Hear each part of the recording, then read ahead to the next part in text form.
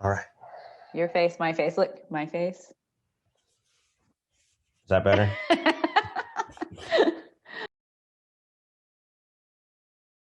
Okay.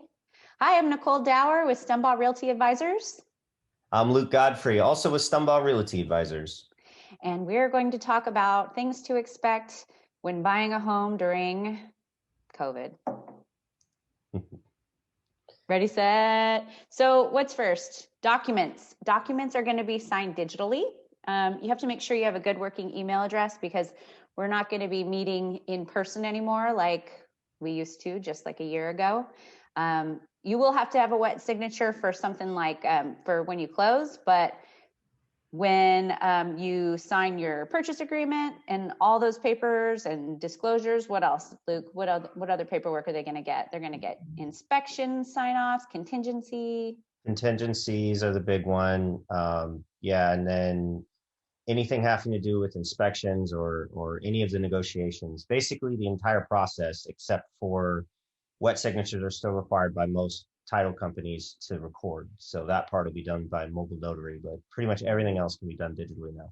And it all goes through your email. So you're not going to be expected to probably like try to download anything like a DocuSign or anything like that. Your agent will set it up, send it to your email. You create your signature right there. So make sure you have a good email, and probably you want to communicate with your agent to make sure that they're sending you a text or something to tell you, hey, you have documents waiting. Yep. Yes, for sure.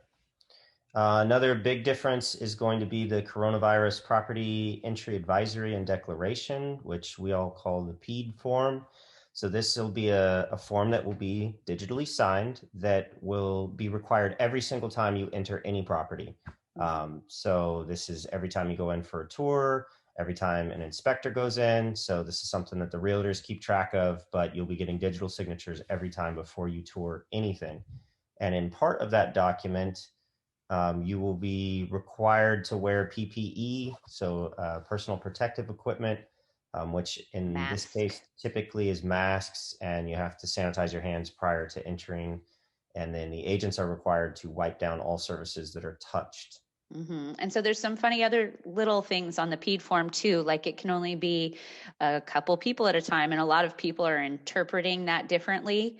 So most of the time it should be two buyers, so a two-buyer party, and then if you need to bring children, there's an additional signature that says I'm responsible for my children. And the form, I think the most recent version of the form says that you shouldn't be touching surfaces necessarily if you're walking through a property. So your agent should be doing door opening and things like that. And obviously, you're trying to minimize all touching of anything in the property. So, Mm-hmm. which I mean, out of respect, you probably should be doing that anyways, but it's Mm-hmm. explicitly called out in this document now. Yeah. And so and like Luke said, you're going to sign it every time you go in. So even if you go back for a second look, if you're doing a walkthrough and you're already in contract, you might be signing that same form 5, 6, 7, 8 times. Yep. And another part that's on there that's included is a statement that you don't have symptoms and you don't knowingly have it. So if you've tested positive for it, obviously you cannot tour anybody's property, or you're, not being truthful when you're filling out this form, which is an issue legally. But yeah, Mm-hmm.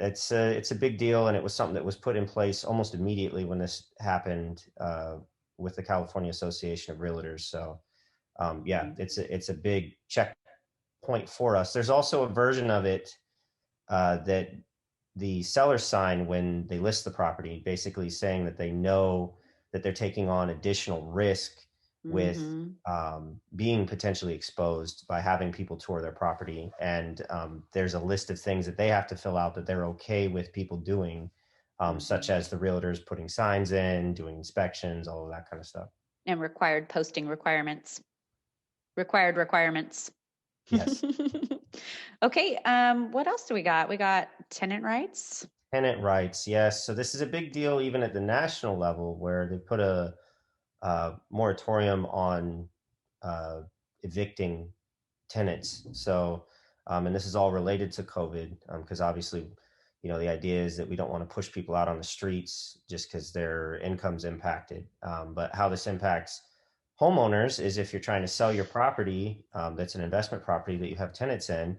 Now the tenant's rights are tied into your ability to sell the property. It also, the tenants have to agree to allow the property to be toured. With the additional risk of the coronavirus on top of that, that can be an issue as well. So we've seen a number of listings come on the market where basically they're saying that, you can write your offers pending your tour, because we can't get access to it right now because folks are uncomfortable with people Right. touring, and due to tenant rights, basically you can't evict them either. So we don't know when we're actually going to be able to tour or close properties. So it's Yeah. kind of tying the hands of some homeowners right now that own rental properties. And adding to the inventory, the low inventory in our area at least.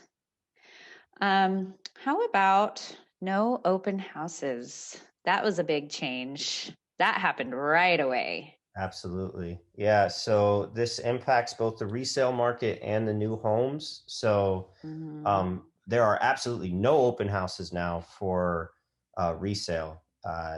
Right. Really, But we can do virtual tours. yes, we So you're can. going to see And that a we've seen a lot. huge uptick in that, which is great for photographers. And it's been good for us as well. We know a certain photographer, don't we, Luke? Yes, we do. Your beautiful wife. So, yeah. And also with that is, it's kind of changing the landscape of how people are able to access new construction. And that's in some cases the only homes that are available in our area right now. We're seeing a lot of new construction coming up because we need homes. Um, and I guess it's affecting in a way that you have to make appointments to get into new construction now. It's not as easy to walk through. And of course, they have the same safeguards. You'll see a sign on the door that says mask required, obviously, kind of like entering a grocery store or something like that. Absolutely, yeah. And the other thing with new homes that we've seen is implementing new restrictions around, availability. So it used to be where you could just show up at any point and go tour a new home. Now there's very restricted times where it's open. They're only allowing a couple people in at a time. So they're really limiting the foot traffic. And then in some cases, you can only tour by appointment. And another one I ran into the other day is you have to contact a third party in order to get access every single time you go into a property. So Oh, yeah, have it's you been a lot more noticed? restricted. Are they requiring any PED forms or sign-ins or anything like that? No, they're just Not yet. verifying that you are in fact a realtor at the one that I was going to. So like Hmm. they're verifying license number and office location, all that kind of stuff. Right. Okay. And then lastly is pre-approval. Pre-approval is, it has been for a while, kind of, I guess, gaining importance in people who are wanting to show listings. But pre-approval requirements now we're starting to see on confidential remarks in the MLS. You want to talk about that a little bit, Luke?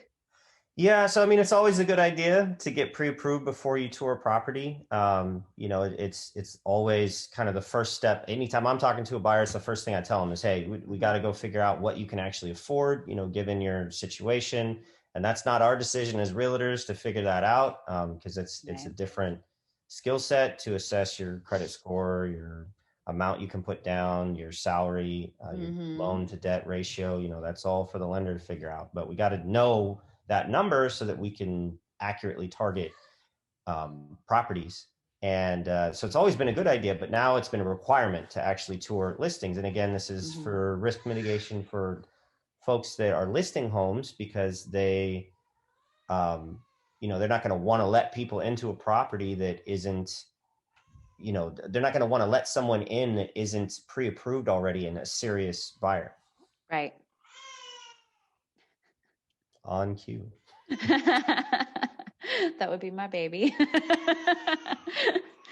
So yeah, there you got it. That's 5 things that are a little bit different, slightly altered in our current state of COVID. And yeah. Yeah. Take Yeah. one. Done.